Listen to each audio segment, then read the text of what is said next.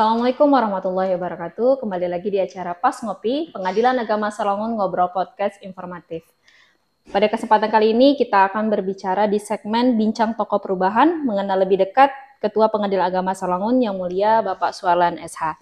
Bagaimana kabarnya Pak? Sehat? Alhamdulillah sehat Mbak Tami. Alhamdulillah.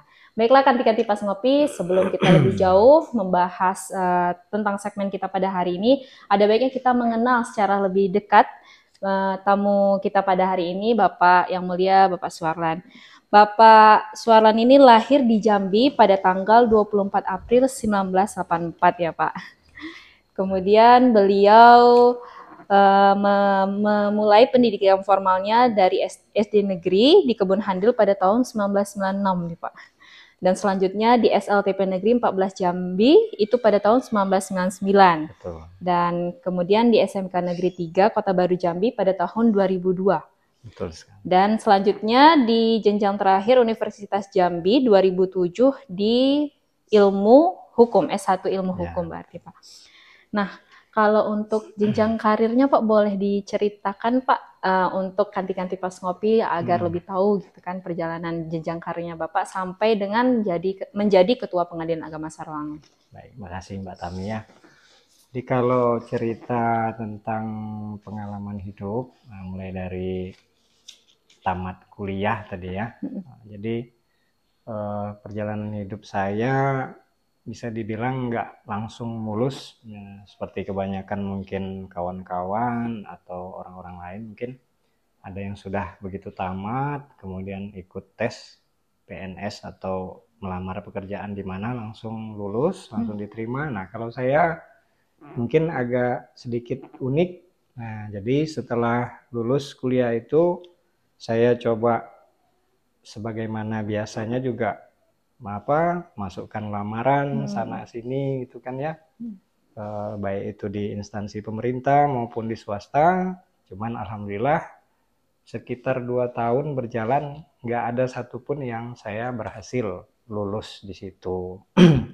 Lalu di tahun 2009 itu Mahkamah Agung mengadakan rekrutmen Cakim CPNS. Jadi di situ saya coba lagi untuk kesekian kali untuk mendaftar, memenuhi syarat-syaratnya, dan alhamdulillah saya lulus di 2009 itu. Lalu kemudian pertama menjadi CPNS dan calon hakim itu di Pengadilan Agama Jambi.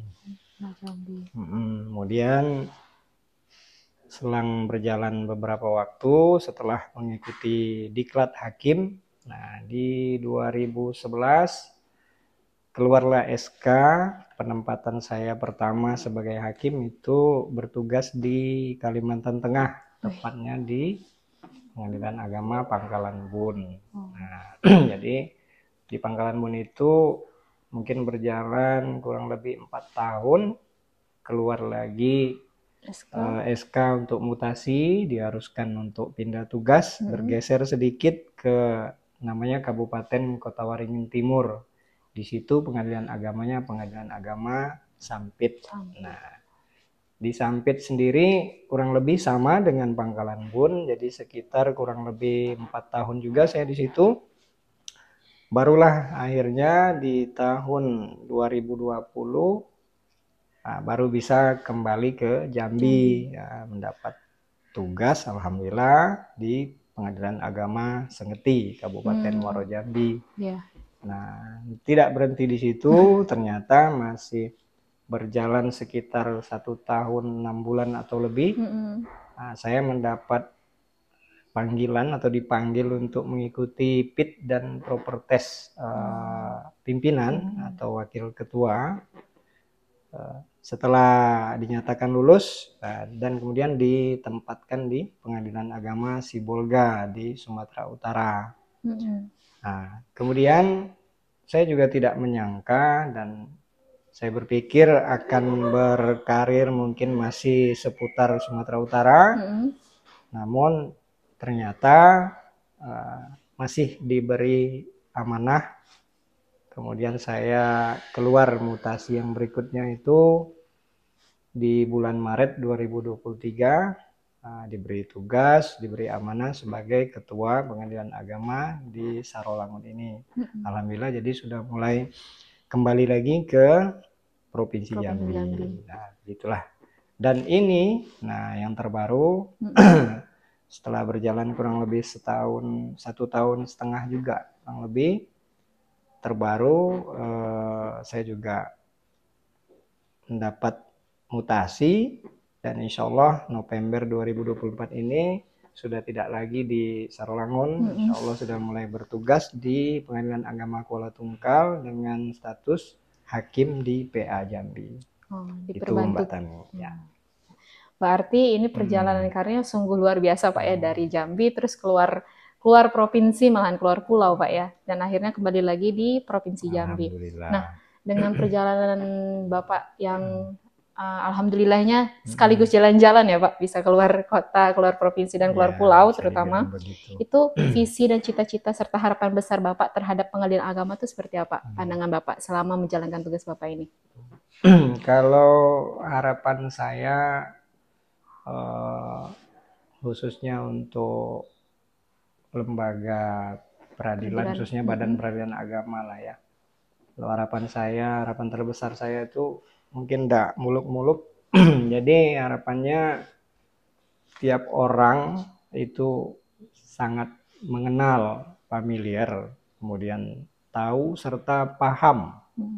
Nah, bahwa peradilan agama itu adalah salah satu di antara 4 badan peradilan yang ada di bawah Mahkamah Agung Republik Indonesia.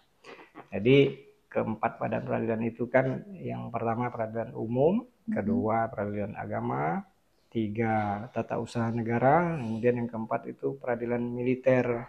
Jadi kenapa harapan saya terbesar adalah seperti itu, karena memang kita tidak menutup mata, masih banyak pihak-pihak yang belum mengetahui dan belum paham. Nah, jadi pengadilan agama ini mereka tidak memahami bahwa pengadilan agama ini adalah di bawah Mahkamah Agung. Nah, itu kemungkinan yang masih sampai dengan saat ini masih menjadi tantangan bagi pengadilan agama. Bagaimana supaya pengadilan agama ini dikenal, lebih familiar bahwa pengadilan agama juga adalah salah satu institusi di bawah Mahkamah Agung dan juga sebagai lembaga yudikatif. Nah, jadi tidak lagi seperti dulu masih di bawah lembaga eksekutif, tapi sudah sama dengan peradilan umum, peradilan tata usaha negara, dan peradilan militer. Mungkin itu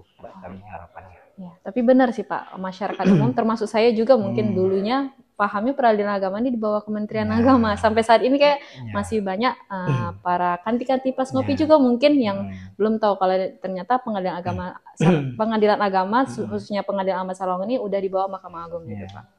Nah, mungkin perlu saya tambahkan sedikit. Jadi maksudnya bukan kita melupakan sejarah atau melupakan ibaratnya itu kacang lupa kulit, tidak. Kita tetap mengingat sejarah dari mana asal pengadilan agama.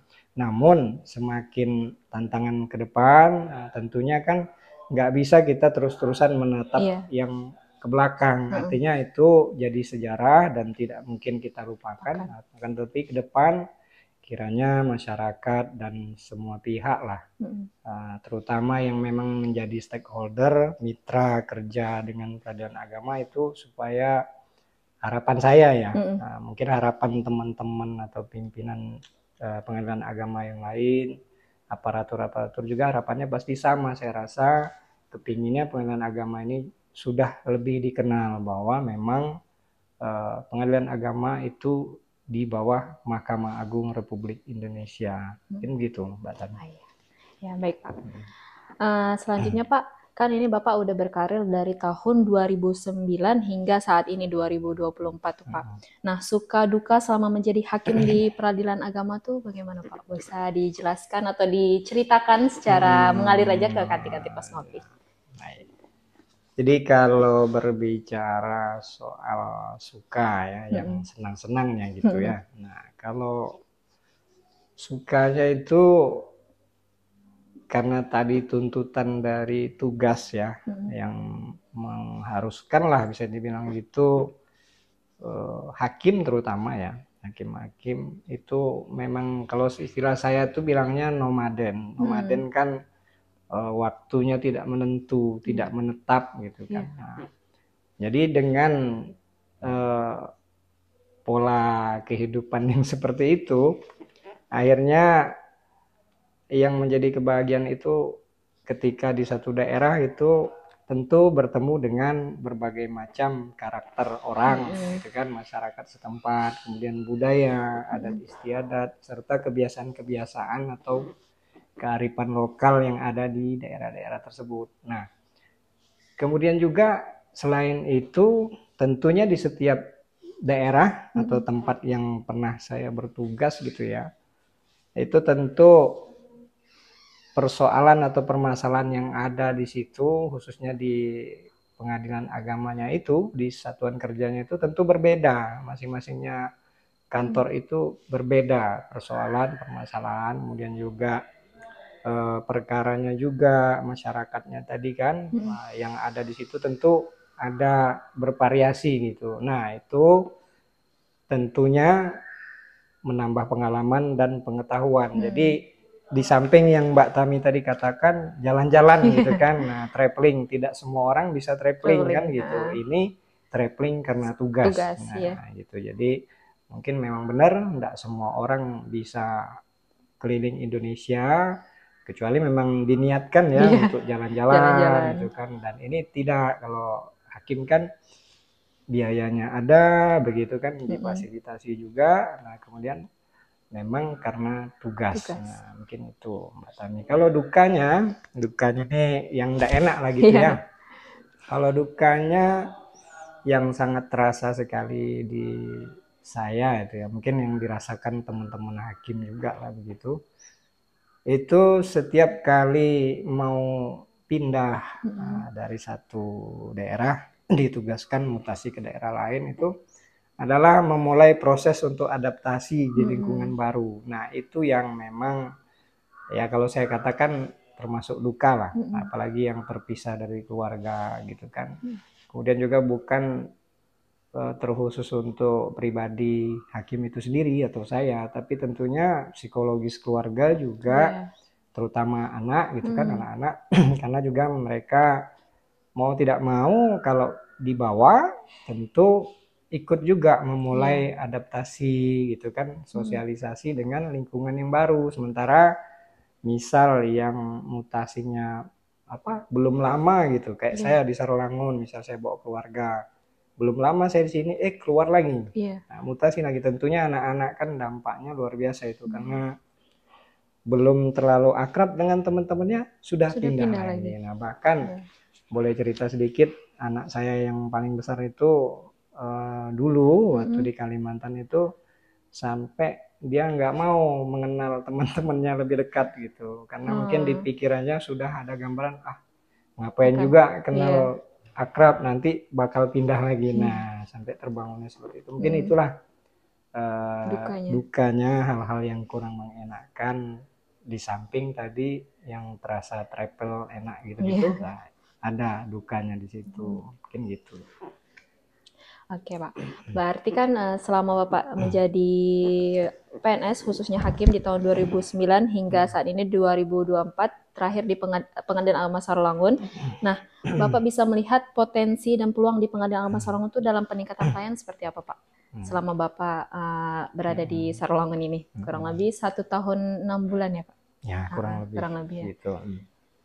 Jadi kalau di sini di Pengadilan Agama Sarolangun ini dari sejak saya masuk, bahkan sebelum saya masuk ke sini, artinya pengumuman sudah keluar tuh mutasi, tapi saya belum dilantik, belum resmi jadi ketua di sini.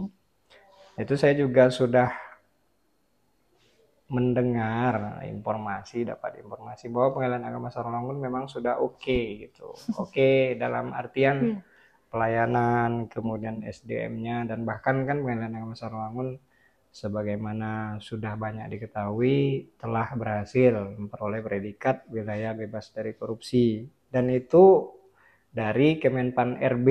Nah, yang waktu zaman itu masih Kemenpan RB yang mengeluarkan. Jadi saya rasa dengan modal ada predikat WBK tadi, tentunya mental yang ada pada SDM atau aparatur yang ada di Pengadilan Agama Sarolangun itu sudah sangat kuat terbangun. Jadi tentunya saya rasa sangat mudah untuk ke depan mengembangkan inovasi dan lain-lain gitu kan, dalam rangka meningkatkan pelayanan yang berkualitas dan bermutu kepada masyarakat, khususnya di Kabupaten Sarolangun. Nah, di sini juga SDM-nya sangat mumpuni. Silahkan mungkin nanti ke depan silahkan masing-masing mengembangkan diri, mengembangkan potensi yang ada di diri masing-masing dalam rangka untuk memberikan pelayanan tadi. Mungkin gitu, Mbak Tanti. Terima kasih Pak.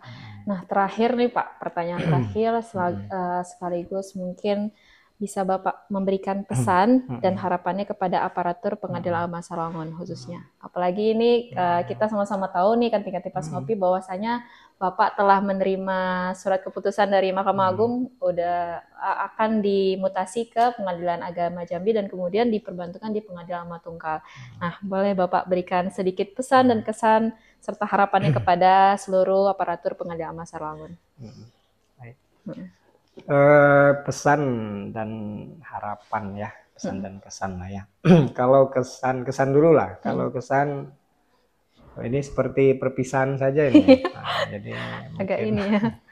Jadi kalau kesannya selama sejak saya berada di sini sampai dengan nanti mungkin saya sudah dari sini lagi, kesannya ya seluruh aparatur di sini baik-baik, kemudian juga mudah bekerja sama gitu kan. Kalaupun ada istilahnya sedikit ada beda pendapat atau gimana gitu kan, itu bagi saya istilahnya ya dinamika kehidupan bermasyarakat, berbangsa dan bernegara gitu aja Mbak Tami. Jadi kesannya semua alhamdulillah di sini baik, menerima kemudian patuh gitu kan terhadap pimpinan, kemudian bisa bekerja sama. Nah, itu kaitannya juga sama pesan ya, sama pesan dan harapan ke depan. Kiranya PA Sarolangun dengan didukung tadi modal WBK, kemudian aparatur dan SDM-nya memang sudah punya mental.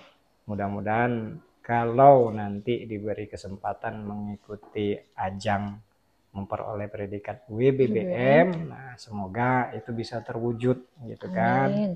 Kemudian juga supaya kawan-kawan di sini siapapun pimpinannya nanti ya bisa tetap melanjutkan apa yang sudah bagus gitu, apa yang sudah berjalan sudah bagus, apalagi sudah dapat WBK tentunya sudah dapat pengakuan bahwa memang sudah bagus gitu kan. Jadi silakan dilanjutkan, kemudian juga mungkin tinggal dilengkapi saja mana-mana yang dirasa kurang gitu kan. Nah, kemudian terhadap diri pribadi masing-masing SDM juga harapannya supaya itu tadi terus mengembangkan potensi yang ada di dalam diri masing-masing. Kemudian juga kompak tadi itu yang memang perlu, karena satu orang saja yang pinter itu tidak ada artinya. Jadi seperti permainan bola, walaupun satu yang memang hebat itu tidak akan bisa tanpa ada kerjasama. Walaupun yang lain mungkin standar, tapi kalau bersatu insya Allah hasilnya akan lebih maksimal, mungkin gitu. Oke, baik, terima kasih banyak Pak. Baiklah Tingkat-Tipas Ngopi, beginilah segmen dari Bincang Tokoh Perubahan, mengenal lebih dekat Ketua Pengadilan Agama Sarolangun walaupun di akhir periode masa jabatan Bapak, tapi alhamdulillahnya Bapak mau untuk berbicara dan mengenal, agar kita semua dapat mengenal Bapak lebih dekat. Terima kasih Bapak telah berkesempatan hadir di segmen kita pada hari ini. Boleh Bapak silakan diminum. Oh ya, monggo.